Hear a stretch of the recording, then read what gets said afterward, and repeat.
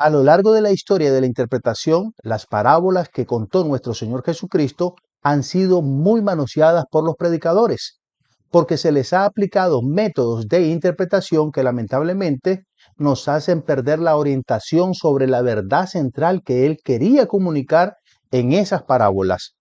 Hoy, por petición de Ageo Carvajal, vamos a hacer una exégesis, una interpretación de la parábola de las 10 vírgenes. Y en esta interpretación vamos a detectar cuál es el tipo de error que se comete por lo general al intentar interpretar las parábolas de nuestro Señor Jesucristo.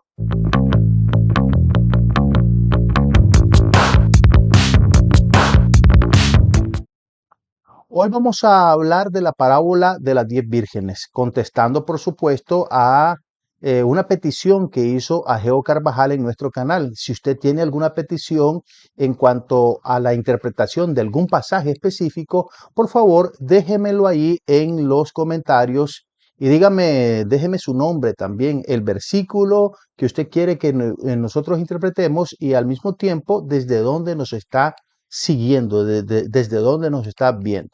Hoy entonces vamos a hablar de la parábola de las 10 vírgenes y esa parábola está en Mateo capítulo 25.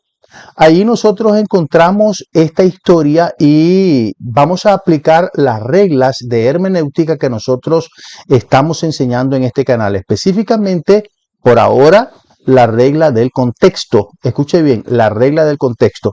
Si usted todavía no ha visto la serie de videos sobre el contexto y su importancia y qué tipo de contextos existen, le dejo en la descripción de este video un enlace para que pueda ir a esos videos. Son 6 videos acerca del contexto, hablando del contexto literario, el contexto histórico, el contexto cultural, el contexto lingüístico. Todos esos contextos los hemos abordado y también estamos ya haciendo la aplicación de esa regla a los textos que nos están sugiriendo y a algunos textos que hemos seleccionado para aplicar las reglas que nosotros estamos enseñando en nuestro canal. Entonces aquí tenemos ya Mateo capítulo 25, donde se nos habla de la parábola de las 10 vírgenes. Lo primero, vamos a leer para enterarnos de qué trata la historia. Entonces el reino de los cielos será semejante a 10 vírgenes que tomando sus lámparas salieron a recibir al esposo. Escuche bien, el reino de los cielos es semejante. Aquí se establece una de las primeras verdades que tienen las parábolas que nuestro Señor Jesucristo contó. Hizo una asimilación entre una situación real y el reino de los cielos. Leamos. 5 de ellas eran prudentes y 5 insensatas. Las insensatas, tomando sus lámparas, no tomaron consigo aceite. Mas las prudentes tomaron aceite en sus vasijas juntamente con sus lámparas. Y tardándose el esposo, esta frase es muy importante, y tardándose el esposo, cabecearon todas y se durmieron. También esto es muy importante porque no solo las imprudentes se durmieron todas. Versículo 6. Y a la medianoche se oyó un clamor: aquí viene el esposo, salid a recibirle. Entonces todas aquellas vírgenes se levantaron y arreglaron sus lámparas, y las insensatas dijeron a las prudentes: dadnos de vuestro aceite, porque nuestras lámparas se apagan. Mas las prudentes respondieron diciendo: para que no nos falte a nosotros y a vosotras, id más bien a los que venden y comprad para vosotros mismas.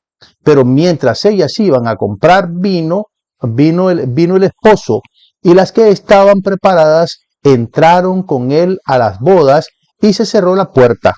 Después vinieron también las otras vírgenes diciendo: Señor, Señor, ábrenos. Mas él respondiendo dijo: de cierto os digo que no os conozco. Imagínense ustedes en esta penumbra y se les niega el paso al banquete. Velad pues, porque no sabéis el día ni la hora en que el Hijo del Hombre ha de venir.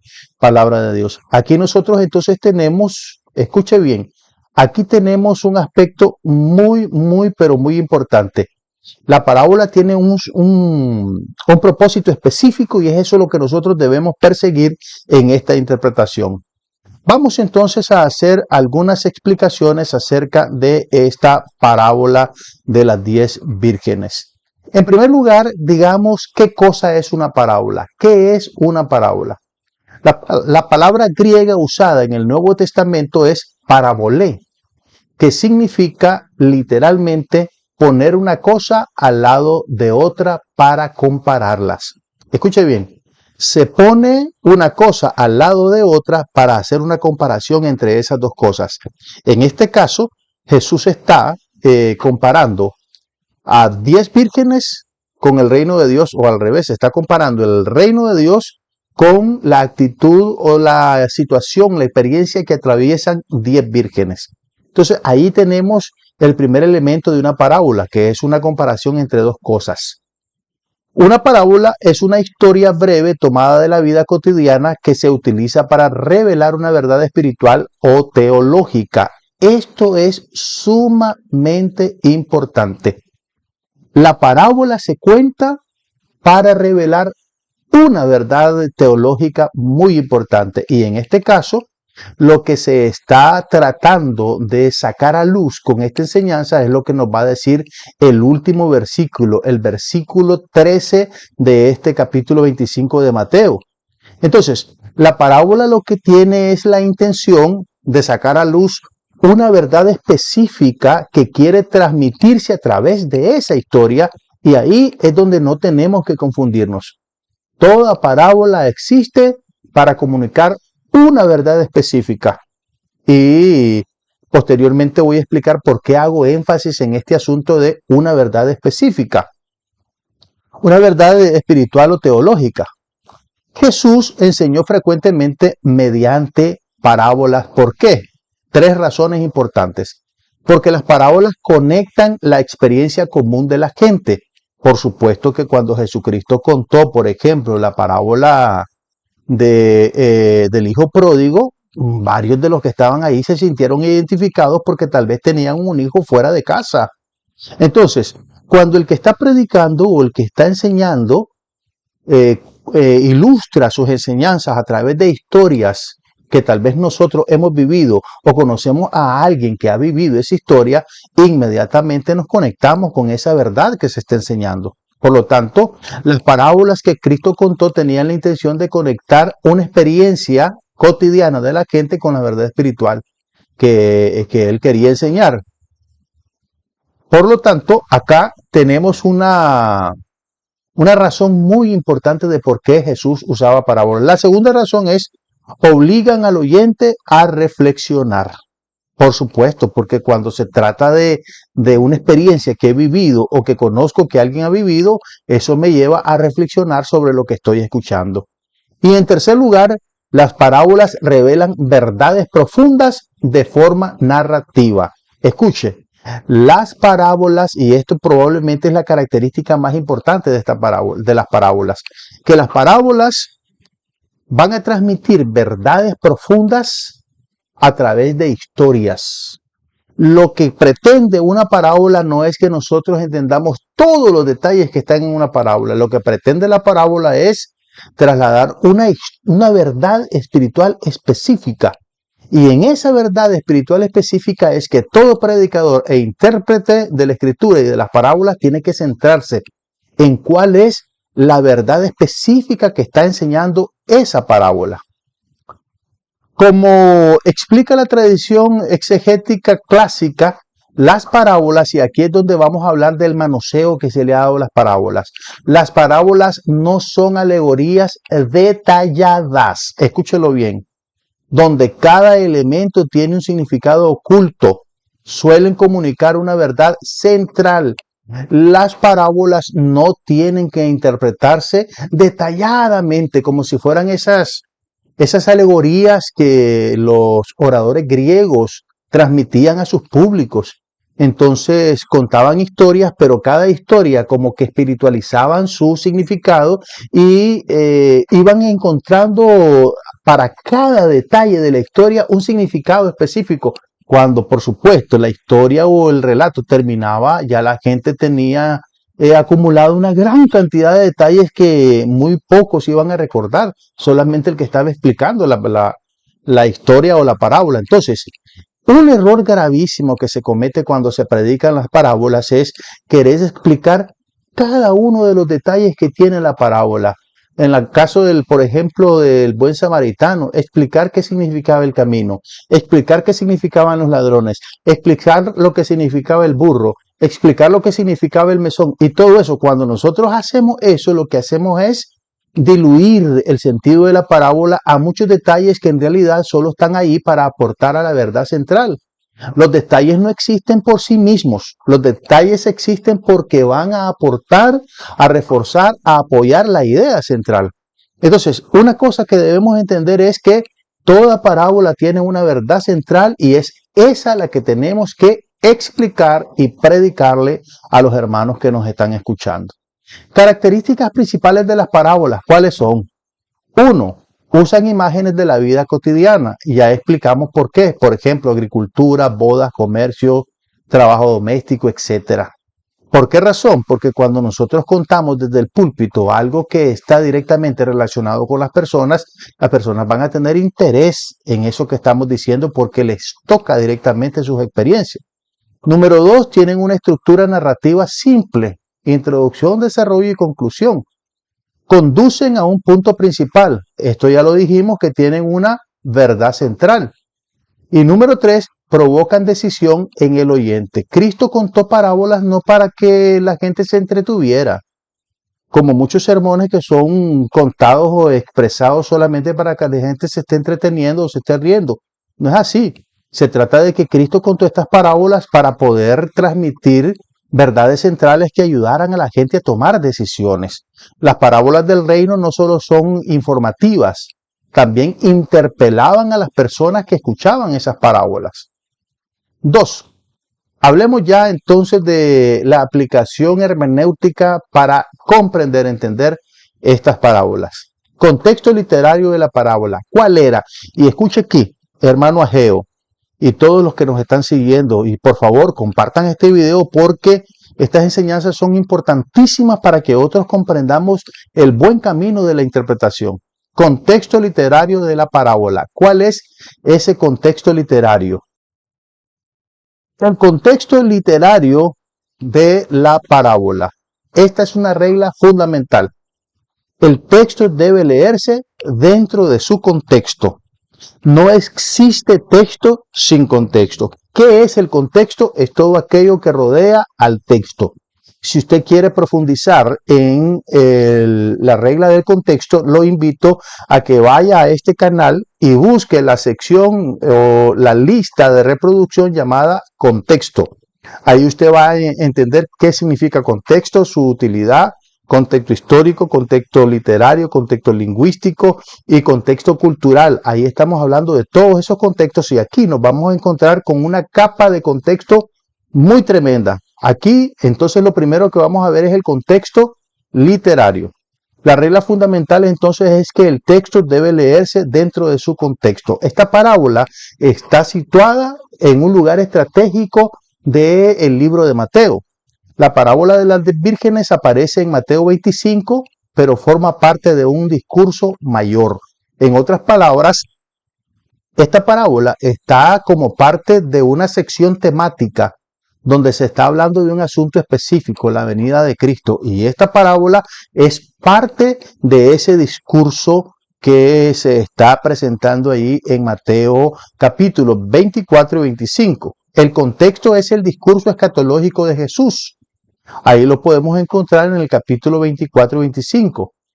En este discurso Jesús habla sobre cuatro cosas. Primero, habla sobre la destrucción de Jerusalén. Segundo, habla del tiempo entre su partida y su regreso, es decir, el intervalo que hay entre cuando Cristo se fue y cuando Cristo regrese. De eso habla también el Señor en esos capítulos 24 y 25.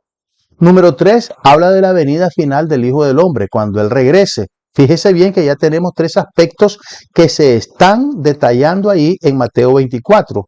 Y también habla de la necesidad de la vigilancia, de perseverar mientras estamos esperando la segunda venida de nuestro Señor Jesucristo. Antes de esta parábola encontramos lo siguiente en Mateo capítulo 24, versículo 42, que dice, velad porque no sabéis a qué hora ha de venir nuestro o vuestro Señor. Después que Jesús dice esto, ahí en esa narrativa, cae la parábola de las 10 vírgenes. ¿Y cuál es la verdad central que quiere comunicar la parábola de las 10 vírgenes?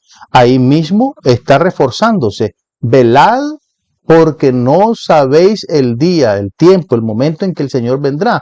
Es lo mismo que dice el versículo 13 de Mateo 25. Velad pues porque no sabéis el día ni la hora en que el Hijo del Hombre ha de venir. Entonces, la parábola está en un contexto literario en donde se está abordando un tema específico, la venida de nuestro Señor Jesucristo. Y después después de la parábola, aparece la parábola de los talentos, también con más o menos la misma idea de trabajar mientras estamos esperando al Señor. Después aparece el juicio de las naciones, cuando ya Cristo regresa y llama a capítulos, a capítulo a todos los que lo han seguido. Entonces aquí aparece esa secuencia temática. Todas tienen un mismo hilo conductor, que es la venida de nuestro Señor Jesucristo, prepararnos para esa venida. Esto significa que la parábola pertenece a una sección temática clara. ¿Cuál es la sección temática?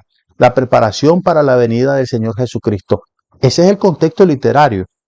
La parábola no está puesta allí de forma arbitraria, está puesta de una forma inteligente, de una manera editorial. Esto quiere decir sencillamente que la parábola está cumpliendo una función literaria. Ojo. Luego, contexto cultural, la boda judía. Y aquí nosotros necesitamos entender que la cultura de los personajes y de los tiempos bíblicos es completamente distinta a nuestra cultura y a nuestro tiempo. Por lo tanto, para poder interpretar aspectos culturales, necesitamos investigar esos aspectos culturales de forma específica.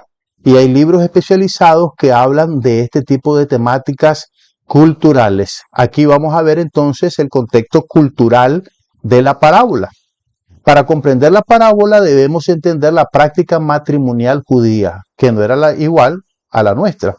En el mundo judío del primer siglo, una boda tenía varias etapas, por lo menos eran 4 etapas. La primera, el novio iba a buscar a la novia, que es lo que está pasando acá en esta parábola. El novio va a llegar. La llevaba a la casa preparada para el banquete. Ok. Había una procesión nocturna con lámparas o antorchas, y por eso es que las 10 vírgenes tienen una lámpara, porque el acontecimiento de la boda se da de noche. Las personas acompañaban al novio hasta el banquete. Las lámparas eran necesarias porque muchas bodas ocurrían al anochecer. Por eso el escenario de la parábola era completamente familiar para los oyentes. La gente no estaba perdida en lo que Cristo estaba diciendo. Aquí en Latinoamérica, por lo general, las bodas se hacen de tarde y las fiestas van al anochecer, van para el anochecer. Pero aquí estamos viendo de que la boda es un asunto que incluso se está gestando en la madrugada. Por lo tanto, esa cultura debemos entenderla y no debemos estar inventando interpretaciones de por qué a esa hora, que quién se casa a esa hora. Tenemos que entender la cultura. Entonces, aquí tenemos el contexto cultural que nos está dando varios detalles interesantes. Solo estamos hablando generalidades del contexto cultural y por lo menos lo que estamos diciendo nos ayuda a comprender bastante la parábola. Por supuesto, hay más aspectos que deberíamos nosotros investigar, pero que a lo mejor son secundarios para entender esta parábola. Lectura del texto. Bueno, Mateo 25:1 comienza diciendo lo siguiente: entonces el reino de los cielos será semejante a 10 vírgenes que tomando sus lámparas salieron a recibir al esposo. Desde el inicio vemos el marco interpretativo. ¿Cuál es? Jesús está hablando del reino de los cielos. Ahí está, digamos, la base para interpretar esta parábola.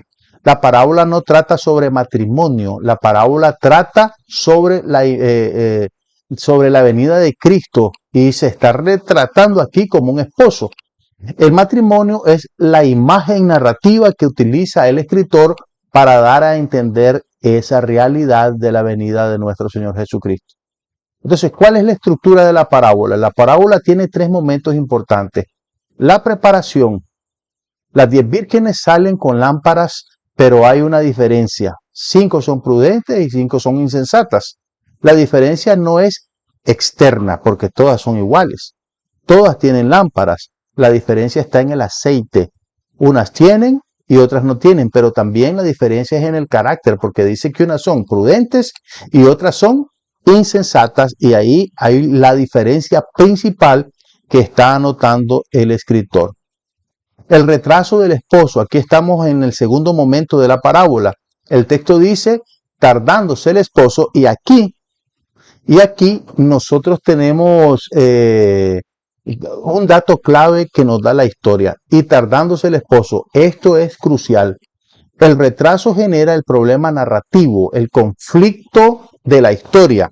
¿Por qué? Porque es ese retraso lo que va a desencadenar la secuencia de situaciones que van a continuar, que las mujeres comiencen a esperar, que se duermen, que se les está acabando el aceite.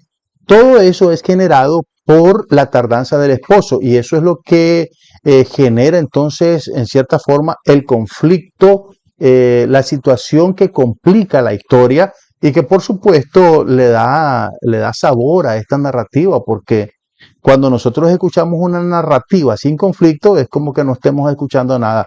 Aquí, entonces, el conflicto narrativo se da en la tardanza. Esto entonces es crucial, el retraso genera el problema narrativo. Aquí Jesús responde a una preocupación de la iglesia primitiva, la aparente demora de la venida del Señor. Y bueno, esto no lo dice aquí, pero es parte del contexto histórico. Esta parábola es escrita en un contexto donde la gente se está preguntando por qué, si Cristo prometió venir pronto, ¿por qué todavía no aparece? Entonces, se coloca esta parábola de forma muy artística y muy prudente para decirle a los creyentes que estaban cuestionando la venida del Señor Jesucristo que era necesario ser perseverantes y tener paciencia hasta que el esposo regrese. Eso no lo dice literalmente ahí, pero es parte del contexto histórico, una capa de lectura que nosotros debemos hacer porque fue parte de lo que motivó esta historia.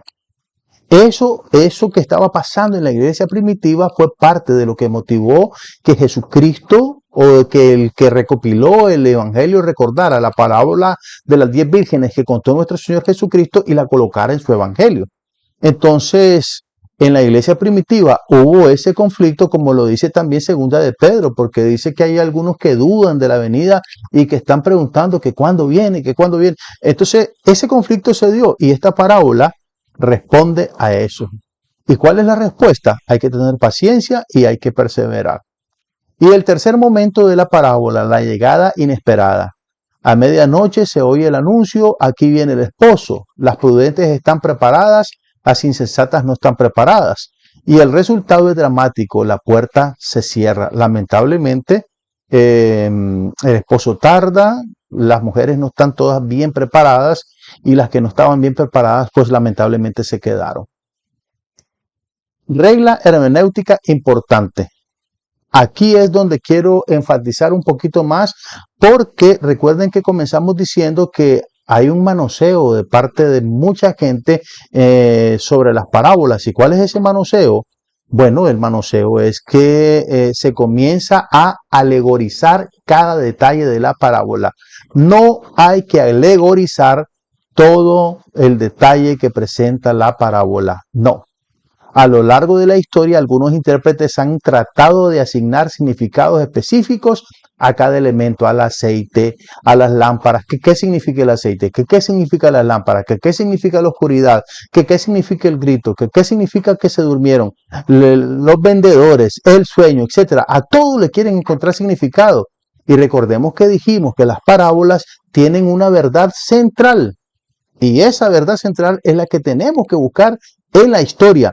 No andar por los ribetes de la historia tratando de encontrar significados donde no existen. Todas estas cosas solamente son para aportar a la verdad central que se está comunicando en la parábola.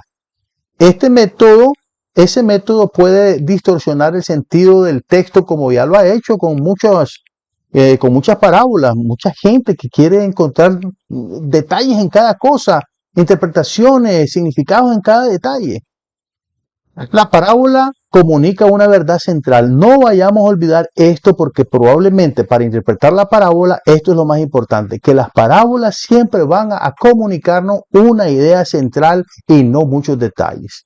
La verdad central de la parábola, el punto principal aparece en el versículo final, que es el versículo 13 del que ya hicimos mención. Velad pues porque no sabéis el día ni la hora. ¿Cuál es la verdad central acá? Bueno, tener perseverancia hasta que Cristo venga. Esa es la verdad central. La enseñanza clara, la preparación espiritual no puede improvisarse. Nosotros tenemos que estar preparados de forma permanente. El contraste central que encontramos en la parábola, todas las vírgenes esperan al esposo, todas tienen lámpara y todas se duermen. Si es que es un efecto natural del cuerpo dormir a cierta hora. La diferencia está en la preparación. Unas estaban preparadas y otras no. Las prudentes están listas para una espera larga. Las insensatas están listas solo para una espera corta. Ese es el núcleo de la parábola. Lamentablemente, unas estaban preparadas y las otras no estaban preparadas. ¿Y cuál era el asunto? Esperar al esposo. Significado teológico. Toda parábola debe tener una interpretación teológica. Teológicamente, la parábola enseña tres cosas importantes. El retorno de Cristo está seguro. El esposo va a llegar. La espera no es eterna porque en algún momento el esposo va a llegar. 2. El tiempo de espera es incierto, no sabemos cuándo. Sabemos que sí va a venir, pero no sabemos cuándo. El retraso forma parte del escenario. La iglesia vive en un tiempo de espera. Y 3, la preparación es personal. Las prudentes no pueden prestar su aceite. Escuche, esto es interesante porque a mí me pasó algo similar a esto. Cuando yo recién llegué a la iglesia, me bauticé, me entregué al Señor, estábamos en un culto del día domingo, muy joven yo en ese tiempo, y estaba al lado de uno de mis compañeros de la clase de jóvenes.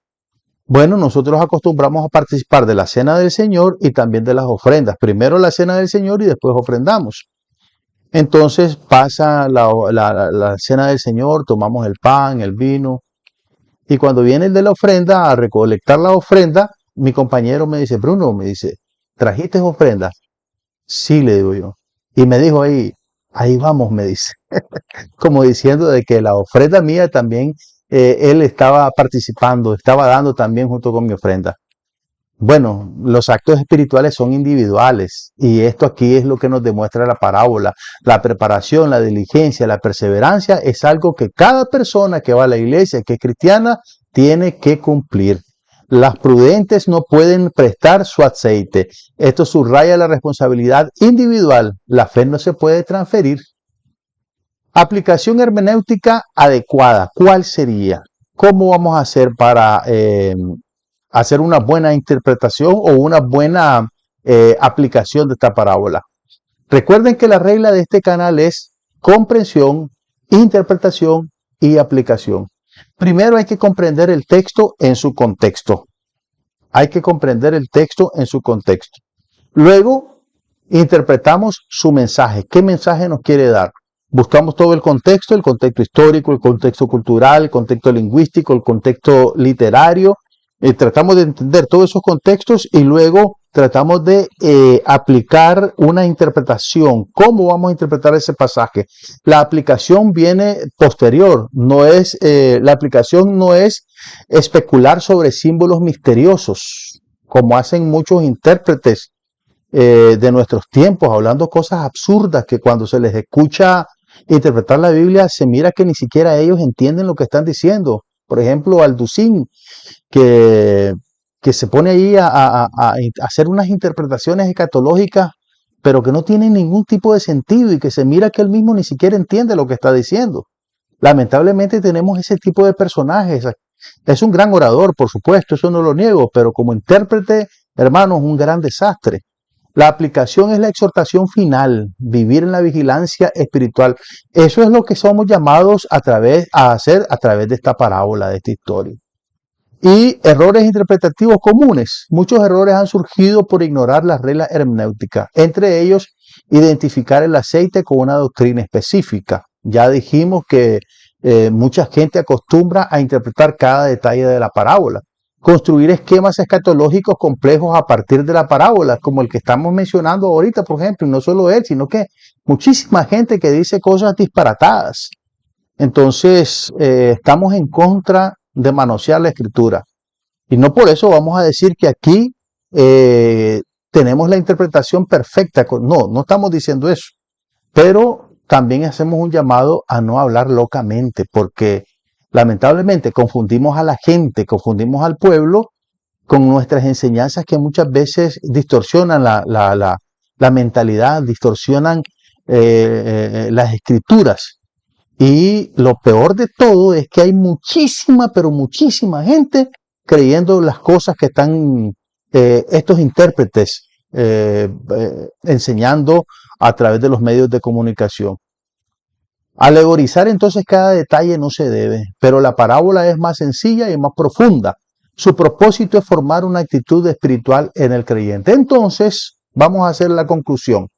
La parábola de las 10 vírgenes no pretende satisfacer la curiosidad profética de nadie.